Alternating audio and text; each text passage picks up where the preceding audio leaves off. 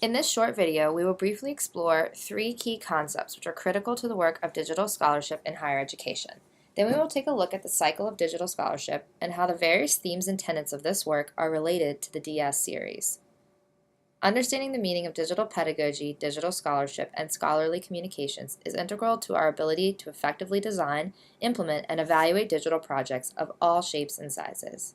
So Nicole will define these important terms. We use the definition of digital pedagogy from hybrid pedagogy. It is not about using digital technologies for teaching, but rather about approaching those tools from a critical pedagogical perspective. It is as much about using digital tools thoughtfully as it is about deciding when not to use digital tools, and about paying attention to the impact of digital tools on learning. Digital scholarship, as defined by the University of Houston, enhances the act of creating and sharing by using digital technology. It leverages digital technology and media to conduct research across disciplines and to disseminate, access, and/or reuse it via primarily electronic methods. JMU Libraries operates under the definition that scholarly communication is the creation, transformation, dissemination, and preservation of knowledge related to teaching, research, and scholarly endeavors. Among the many scholarly communications, issues include author rights, the peer review process, the economics of scholarly resources, new models of publishing, including open access and institutional repositories, rights and access to federally funded research, and preservation of intellectual assets. We have represented these concepts in a Venn diagram to accurately reflect their relationship and to show the resources and expertise that are available to you here at JMU through the library experts, your colleagues, and other institutional resources. In order to successfully design, implement, and evaluate your digital projects and scholarship, our work must embody the tenets of these areas, including openness, leveraging digital platforms, and diverse collaborations. The goals of this series are to provide an experience that introduces you to the experts, concepts, and tools that will make you successful. As the research around digital pedagogy emphasizes, we need to focus on the praxis of how these disciplines come together, recognizing that this process might look a little different for everyone, depending on a number of factors. As you go through the DS series, you may begin to see how your scholarship, your work, and your teaching practice can evolve. As we discuss the various attributes of the digital scholarship cycle, it's important to note that each attribute may be more developed or emphasized more for different people in various projects. Also, they don't happen in any prescribed order, but they are iterative because they are part of the research cycle. Let's get started by thinking about our communities. Finding community is so important for digital scholarship work.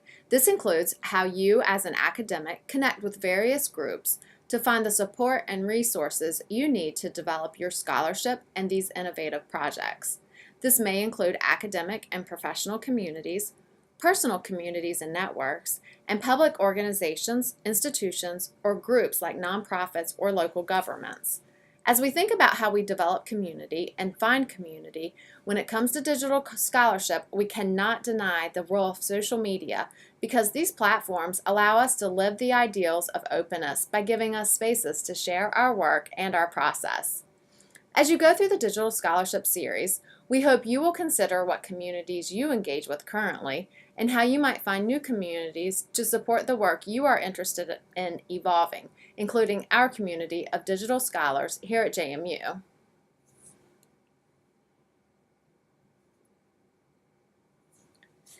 As you will learn through the various sessions in the series, digital scholarship work pushes us to change our workflows and processes when it comes to conducting, disseminating, and teaching about research.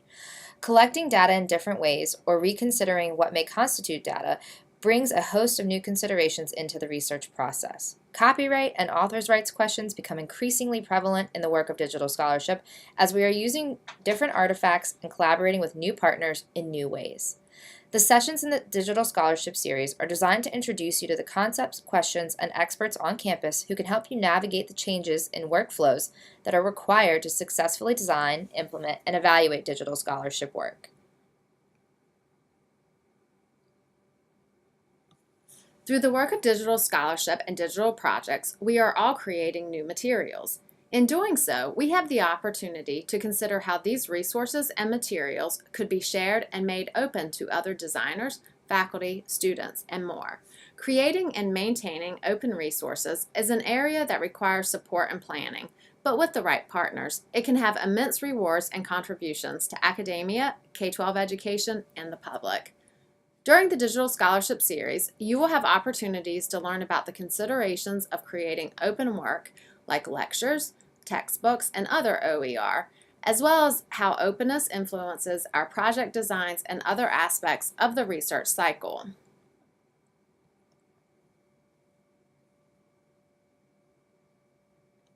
In a world where the amount of information is increasing daily, the work of digital scholarship provides an opportunity for educators and researchers to bring these new, open, and accessible resources into the classroom and research process. Becoming embedded in the various communities will allow you to discover the trove of resources which you could incorporate into a digital project in your courses, as course material, or as part of some kind of research project. This new work also opens the door for new scholarship as digital archives become increasingly accessible.